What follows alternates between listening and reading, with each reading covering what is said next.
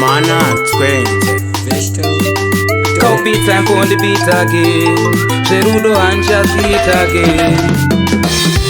Dai zvaibvira wakagara wandiudza kare kuti haudi nezvangu, pane kundimisa long time zvindichita nematsaka usingadi nezvangu. Baby ndiudze chokwadi usamanikidze kana usingadi nezvangu. Nditaurire kana usingadi nezvangu. Agona wake ini ndaimuda asi iye ane wake. Head regedza ndiseke kwandakabva kuita rafu ini kandidzoke. God forbid chineke kana iri game aiwa ini eke. Anotemba noti ini ndoda rudo rwake, kana uri mukombe beta udarike. Dai zvaibvira wakagara wandiudza kare kuti haudi nezvangu, pane kundimisa long time zvindichita nematsaka usingadi nezvangu.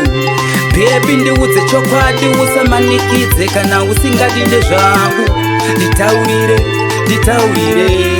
kana usingadi nezvangu. Rudo rwangu ndaikupa kana moyo wangu ndakakupa, asi chewakagona kundisvipa kundisiya ndakabhipa ndichipepereka semapepa.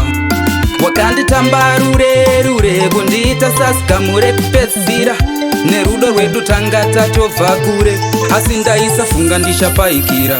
Waida ndiite sei ndichikuudza ndakupiwa pei uchiridzira fukurubuda gita wei. Waida ndiite sei nditaurire papo my day mai ndaitadza kubva udzanei. Waida ndiite sei chidetsera ndakupiwa pei uchiridzira fukurubuda gita wei. Waida ndiite sei ndaurire papo my day mama kuva udza ndaitadziswa nei.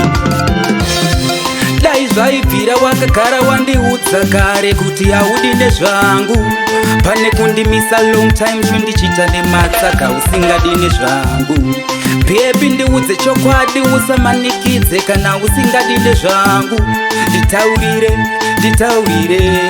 kana usingadi nezvangu.